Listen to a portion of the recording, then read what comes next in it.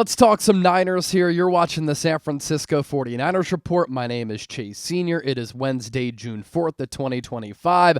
Hope you're all having a great week. And if you want Niners videos every single day, be sure to lock us in. Hit that subscribe button. Shout out to all of the real ones for your continued support. Just reached 162,000 subscribers here on the channel. Had about 2 million people tune into the program throughout the month of May, which is crazy because that's the NFL offseason. Usually it's a slower month, but people continue to tune in, take in the content. Really do appreciate that. A programming reminder, I am in a wedding on Friday for my coworker Mitchell Renz, the host of the Raiders Report. An honor to be a groomsman in his wedding. I am going to be tied up with that. Have multiple events on Thursday. The wedding is on Friday. After wedding festivities on Saturday.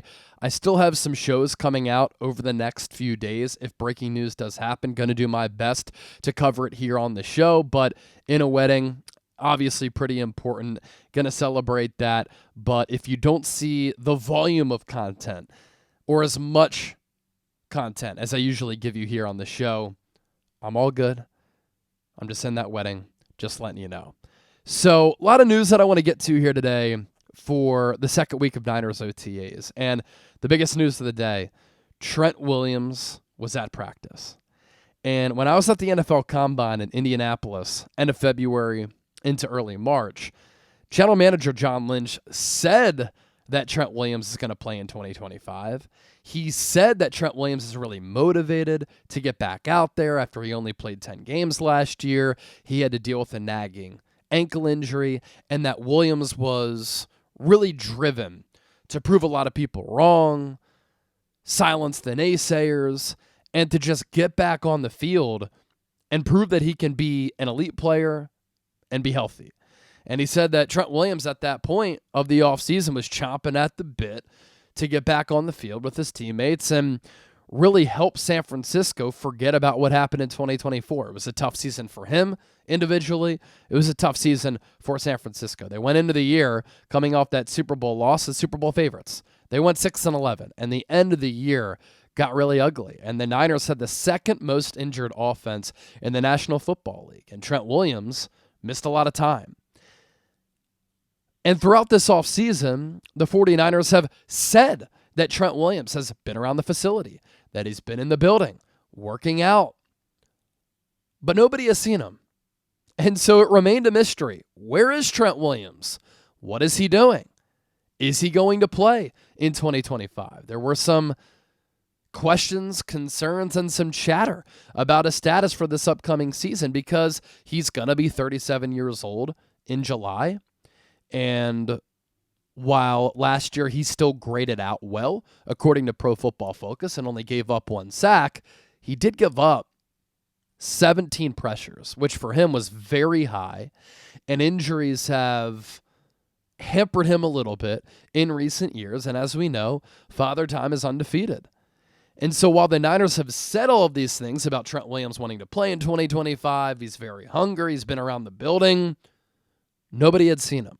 And I understand that OTAs stand for Organized Team Activities, but a lot of the talk from the Niners, Kyle Shanahan, Brock Purdy, Fred Warner, George Kittle, others, has been vibes are great.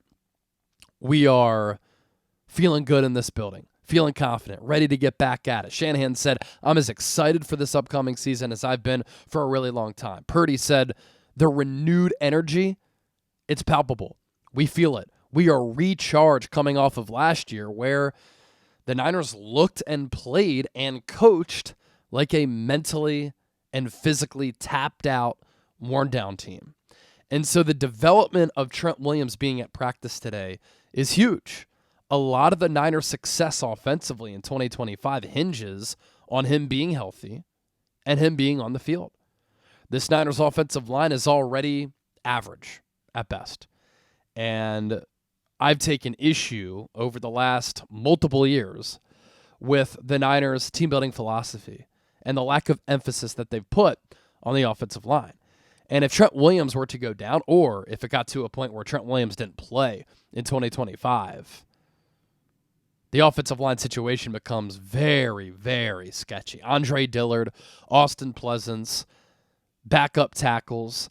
Dillard, a former first-round pick who 2 years ago when he got a bag and was a starter for Tennessee, he was one of the worst tackles in the sport.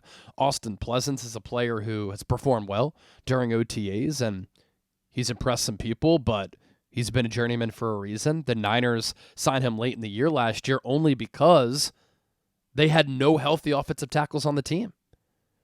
Trent Williams hurt. Jalen Moore hurt.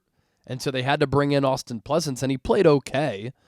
But is he capable of filling in for Trent Williams on a long-term basis? No. One of the interesting storylines coming out of OTAs is that Spencer Burford no longer playing guard. He's playing tackle. And when he was in college at UTSA, he played guard and tackle.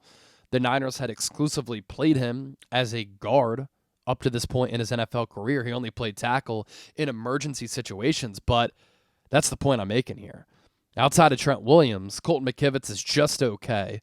And then Andre Dillard, Austin Pleasant, Spencer Burford, it's not going to move the needle or give you elite play at that left tackle spot. And so the Niners need Trent Williams healthy and playing well.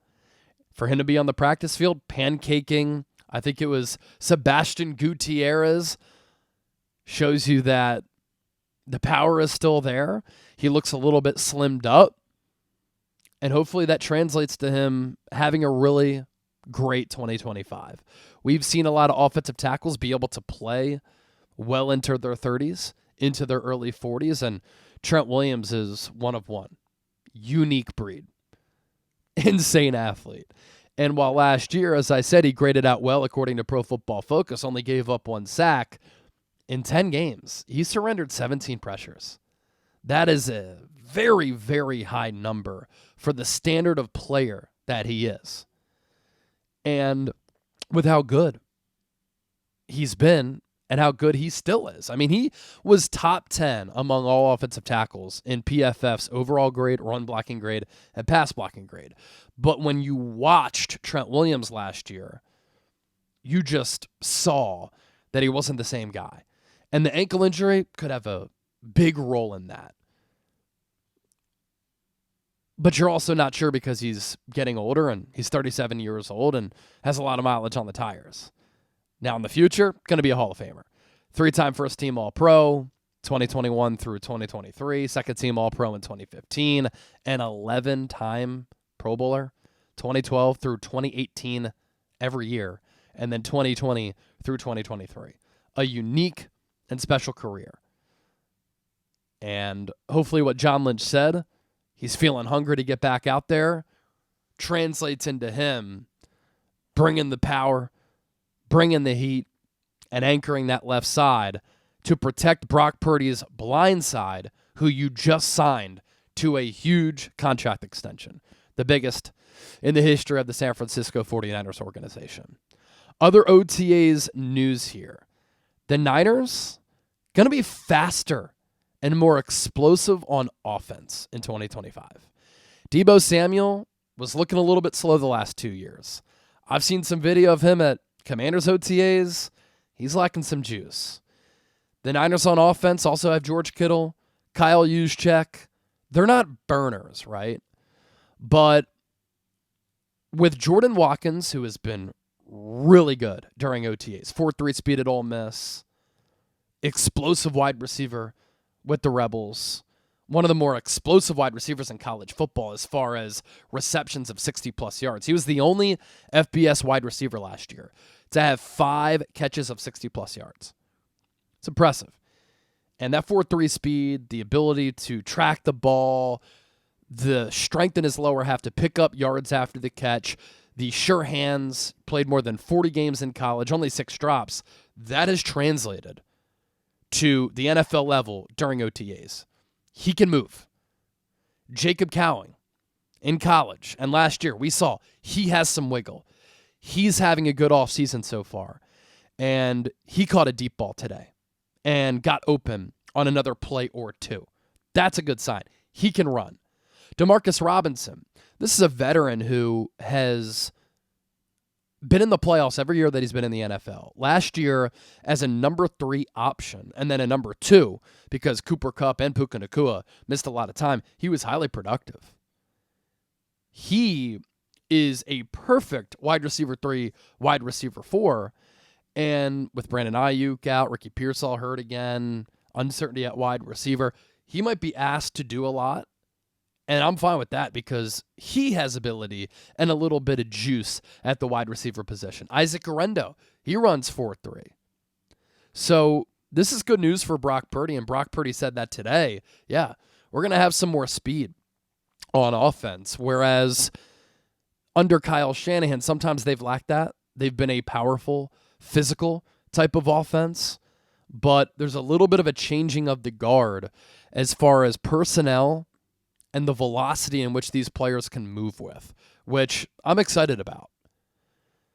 Mentioned Spencer Burford playing offensive tackle, not guard.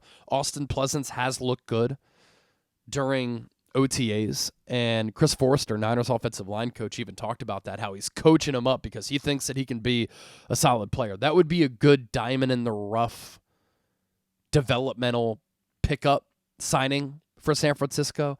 Again, he joined the team late last year, played okay. And if he can turn into something, you need offensive tackle depth bad. And he could be a cost-controlled player who helps you along the offensive line in the way that Ben Bartch has been that, and hopefully continues to be that as the Niners brought him back as well. Bryce Huff was on the practice field today for the Niners, not partaking in team drills, but doing some individual stuff. Chris Kocurek, Niners defensive line coach, was working with him a lot. And Kocurek said this about Huff, that, quote, Bryce has mainly throughout his career been an edge guy in passing situations, so that allows you to use the versatility that you have in your room in various different ways. Bryce can also bump down as a spinner and a stand-up dude. I think right there is talking about Michael Williams being able to move inside in that Arden Key, Charles Omenihu type of role. I love that. Kocurek continued to say it allows you to have more moving parts across the front, allows you to slide your versatile guys around, move them around, put them in different spots, locate matchup issues, that from a protection standpoint or a personnel standpoint that we can try to exploit with different guys. And Chris Kocurek seems to be really excited about the arrival of Bryce Huff. And when I talked about Huff months ago as a trade candidate or target for San Francisco, and after the trade was made, I made this point that the coaching staff has made also in the day since the trade, that Bryce Huff with the Eagles was not a scheme fit. Vic Fangio used him as a stand-up edge rusher in a 3-4. He was never comfortable doing that. Bryce Huff is at his best when he's in a three-point stance. One hand in the ground, like you often see almost exclusively from Nick Bosa, and that allows him to have that fast get-off. He's looking at the ball. When it's snapped, he's able to anticipate that snap, and he's like a Bugatti coming out of that stance. He's really quick and explosive, which is why he's had all of these really good pass rush win rate, pressure, and sack numbers. Now, the word out of Philly last year from a lot of the media members was that Huff was smaller than what they anticipated. And I tweeted out a practice clip of Bryce Huff today. He's shorter. He's more compact. There's no doubt about it. But he also is very explosive. So sometimes he'll get stopped by bigger, taller offensive tackles because he is shorter. Also, keep in mind, we're talking about a UDFA here. You know, there's a reason why he was a UDFA, because of that lack of size. But the explosiveness, the get off, it's all there. And the Niners see that. Robert Saleh saw that with the Jets. And I'm sure that was a big reason why him and others were pounding the table to make this trade. Johnny Holland, Niners linebackers coach, said that D. Winters, the most improved linebacker on the Niners, that's a great sign. I mean, I love the way that he plays. I've said that the last couple of years. Plays like his hair is on fire. Really aggressive. Really physical. Doesn't shy away from contact. Sometimes the aggressiveness can be his undoing because he over pursues and it takes him out of place. So he has to harness that a little bit. And the linebacker position, it's so much read and react. And so with D. Winters, like when he's reacting like that and he's moving so fast and he's playing so fast, that's great. But you also have to read and then react. And sometimes D. Winters is just reacting. So if the game slows down a little bit, he could have a breakout year. And this is combining with the fact that Nick Martin, who the Niners took with pick number 100, is impressing Fred Warner. He's impressing Johnny Highland. He's impressing Robert Saleh, and he plays like a Dre Greenlaw and Azeez Al-Shire. Doesn't shy away from physicality, craves it, will run through your face, has really good play speed, a little bit of a smaller linebacker, but that's fine in today's NFL where things are spread out. There's not as much physicality, and you have to kind of counter the speed that opposing offenses are posing on the offensive side of the ball to your defense. So some Niners news that I wanted to get to here. This Trent Williams thing, it's a good sign for San Francisco. Other good player developmental stories here that we're kind of monitoring. Niners getting faster on offense. That gets me excited because last year they looked like a stale, slow, mundane, very vanilla unit. This is the 49ers Report. I'm Chase Sr. Thanks for tuning in, and I'll catch you soon.